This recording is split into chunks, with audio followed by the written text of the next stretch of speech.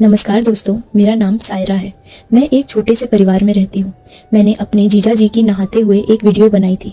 उस वीडियो के बारे में मेरे जीजा जी को नहीं पता था। उस वीडियो को रात को सोते वक्त मैं देख रही थी। जब भी मैं अपने जीजा जी के 9 इंच के हथियार को देखती तो उस वीडियो को पूरी तन्मयता से देखती थी। मैं देखते देखते पूरी तरह मन लगाकर देखती। इसके बारे में सोचती हूँ तो मेरा जिस्म कांप जाता था। मेरे अंदर एक अजीब सी बेचैनी शुरू हो जाती थी। मैं अपने आप को शांत करने की कोशिश करती, लेकिन ऐसा हो नहीं पाता था। वह बात मेरे मन से निकलती ही नहीं थी। कितनी भी कोशिश करती, मुझसे रहा नहीं जाता था कि कब मैं अपने जीजा जी के साथ फिजिकल हो जाऊं, ताकि उनके 9 इंच के हथियार को अपने अंदर ले सकूं, ताकि मैं अपनी छटपटाती जवानी का पूरी रात तक मजा ले सकूं और अपने मन को शांत कर सकूं, क्योंकि मेरी शादी में अब भी बहुत समय था। बेचैनी शांत करना भी बहुत ज़रूरी था, क्योंकि यह बात किसी पड़ोस के लड़कों को नहीं बता सकती थी। मोहल्ले के कई लड़के बहुत दिनों से मेरा पीछा कर रहे थे। मैंने अपने जीजा जी के उस 9 इंच को देखकर खुद को रोक नहीं पाई और जोश में आकर वह काम कर बैठी जो मुझे नहीं करना चाहिए था। कुछ दिनों बाद ऐसा हुआ कि मेरे घर में कोई नहीं था। मेरे सास ससुर किसी रिश्तेदार की शादी में गए हुए थे। घर में मैं और मेरे जीजा जी अकेले थे। मेरी कॉलेज थी, लेकिन छुट्टी नहीं मिल रही थी क्योंकि मेरे पेपर चल रहे थे। मैं सोच रही थी कि मैं और जीजा जी आज पूरा मजा लें। उस दिन पेपर देकर मैं जल्दी घर वापस आ गई, लेकिन जीजा जी को भी दुकान पर बहुत काम था, इसलिए वे घर पर ही रुक गए। अब हम दोनों साली जीजा घर पर अकेले थे। जीजा जी की एक गर्लफ्रेंड थी जिसका नाम गजाला परवीन था। जीजा जी ने गजाला को बताया था कि घर वाले सब जा चुके हैं, सास ससुर घर पर नहीं है। तुम अपने घर बता दो कि आज पार्टी में जा रही हो और शाम होते ही मेरे घर आ जाओ, गजाला। मैं उसी समय अपनी सहेली के पास उसके घर चली गई थी, क्योंकि मैंने जो वीडियो बनाया था उसमें जीजा जी के 9 इंच को देखकर मेरे मन में बेचैनी हो रही थी। मेरी कोई बॉयफ्रेंड भी नहीं था। मैंने अपनी सहेली गीत से इस बारे में बात की कि मेरे मन में बेचैनी हो रही है। उसने कहा, अब तो शाम हो चुकी है, तुम आज रात यहीं रुक जाओ, कल सुबह मैं कुछ करूँगी। मैं उसकी बात मानकर रात उसके घर रुक गई। मैं और जीजा जी मेरे ही कमरे में कुछ देर बातें करते रहे। फिर मैं थक चुकी थी, इसलिए अपने बिस्तर पर सोने चली गई। मैं गहरी नींद में सो गई थी। मुझे नहीं पता था कि मेरे घर कोई और भी आया है। लगभग 1 घंटे बाद जब मैं उठी तो जीजा जी के कमरे से अजीब सी तेज़ आवाज़ें आ रही थी। मैंने बिना कुछ सोचे जल्दी से जीजा जी के कमरे की ओर चल पड़ी। जैसे ही मैंने दरवाज़ा खोला, मैं देखकर हैरान रह गई, क्योंकि जीजा जी ने जोश में आकर दरवाज़ा बंद नहीं किया था। जीजा जी और गजाला एक दूसरे के साथ लगे हुए थे। जीजा जी का वह 9 इंच का हथियार मुझे दिखाई दे रहा था। उन्होंने लाइट बंद करना भूल गया था। मैंने पहले ही वीडियो में उनके 9 इंच के हथियार को देख लिया था, जो अब गजाला के अंदर था। यह मंजर बहुत अजीब था। मैं कई दिनों से उस हथियार को वीडियो में देख रही थी और आज सामने देखकर चौंक गई। जीजा जी ने गजाला के दोनों गोरे और बड़े गुलाब जामुन अपने हाथों में पकड़े हुए थे और धीरे धीरे उन्हें सहला रहे थे। वे दोनों इस कदर एक दूसरे से लिपटे और चिपके हुए थे कि उन्हें मेरी मौजूदगी का ना तो पता था, ना ही एहसास। मैं यह सब देखकर अपने आप को तरस रही थी। मुझे बहुत अच्छा लग रहा था। मैं पुरसुकून होकर देख रही थी। लगभग 15 मिनट तक जीजा जी ने गजाला के साथ पूरा खेल किया। जैसे ही वे शांत हुए और गजाला आवाज़ें निकाल रही थी, मैं बेचैन होकर अपने आप में महसूस कर रही थी कि मेरी भी मन की इच्छा पूरी हो। लेकिन जीजा जी की थोड़ी लाज की वजह से मैं जल्दी अपने कमरे में भाग गई। कुछ ही मिनट बाद गजाला मेरे पास आई।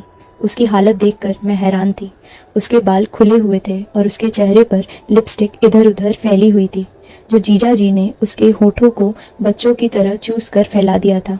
मैंने गजाला से पूछा, यह क्या हुआ है? तुमने अपनी क्या हालत बना रखी है? तो वह बोली, मुझे तुम्हारा जीजा जी छोटा बच्चा समझता है। यह कहकर गजाला ने सुबह होते ही अपनी हालत दुरुस्त की और अपने घर चली गई। मैं पूरी रात उसी के बारे में सोचती रही और मेरी हालत बेकाबू थी। जब भी मैं इसे अपने जहन में सोचती, मुझे एक अजीब सी खुशी महसूस होती थी। इसमें कोई शक नहीं था कि अब मुझे भी वह सब चाहिए था जो गजाला को मिल रहा था। यह सोचते सोचते मैं सो गई। सुबह उठकर मैंने जीजा जी के लिए नाश्ता बनाया। जीजा जी दुकान पर चले गए और मैं अपनी पढ़ाई में मशगूल हो गई। रात को मौसम बहुत ख़राब था। तेज़ गरज के साथ बारिश हो रही थी। देर तक आंधी चलती रही। फिर बारिश शुरू हो गई। बारिश इतनी तेज़ थी कि लाइट भी चली गई। मैं अपने कमरे में बैठी थी, तभी मुझे याद आया कि आज मुझे मौका मिला है। हवा बहुत तेज़ चल रही थी, इसीलिए मुझे डर लग रहा था। मैं जीजा जी के कमरे में चली गई और कहा, जीजा जी, क्या मैं आज यहाँ सो सकती हूँ? यह कहकर मैं जीजा जी के साथ एक बेड पर लेट गई। जीजा जी बोले, मेरे सिर में बहुत दर्द हो रहा है, तुम मेहरबानी करके मेरा सिर दबा दो। मैं उनके पास लेट गई और जीजा जी का वहाँ 9 इंच का हथियार नज़र आ रहा था। अब मेरी हालत बेकाबू हो गई। मैंने खुद को समझाया और बेड पर लेट गई, लेकिन अब मुझे नींद कहाँ आने वाली थी। कुछ देर सोचने के बाद मैंने अपनी कमर जीजा जी के सीने से लगा दी। जीजा जी नींद में थे और उन्होंने एक हाथ मेरे गुलाब जामुन पर रख दिया। अचानक मेरी आँख खुली और जब मैंने जीजा जी का हाथ अपने ऊपर देखा तो मैं बहुत खुश हुई, क्योंकि मुझे जो एहसास चाहिए था वह हो रहा था। वह एहसास मैं बयान नहीं कर सकती। मैं जीजा जी के और करीब हो गई। मुझे उनका 9 इंच का हथियार चाहिए था। अचानक जीजा जी की आंखें खुल गईं। उन्होंने अपना हाथ हटा लिया, लेकिन मैं फिर उनके करीब हो गई और उनका हाथ दोबारा अपने गुलाब जामुन पर रख लिया। जीजा जी बोले, यह तुम क्या कर रही हो? मैंने कहा, जीजा जी, मुझे भी वह सब चाहिए जो आप और गजाला करते हो।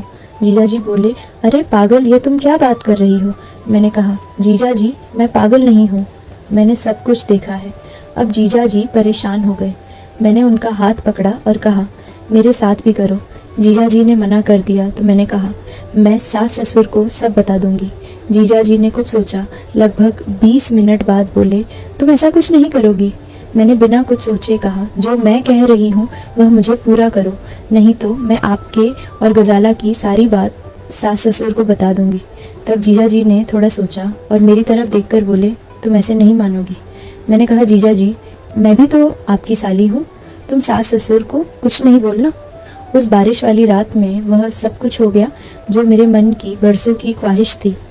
अब मैं और जीजा जी दोनों सुकून में थे और सो गए। सुबह मैंने जीजा जी से कहा, जीजा जी, कोई दिक्कत तो नहीं है? जीजा जी बोले, नहीं, अब तुम सास ससुर को कुछ नहीं बोलोगी। पर रात मेरी ज़िंदगी की यादगार रात थी, क्योंकि वह मेरे जीजा जी थे, वरना यह खेल मैं नहीं खेल सकती थी। इस तरह मैंने 9 इंच का मज़ा ले लिया। दोस्तों, आप ज़रूर बताइए कि यह सही था या गलत। इंटरेस्टिंग कहानियाँ सुनने के लिए हमारे चैनल को सब्सक्राइब ज़रूर करें और वीडियो को लाइक करना ना भूलें। कमेंट में अपनी राय ज़रूर दें। मिलती हूँ अगले वीडियो में। धन्यवाद।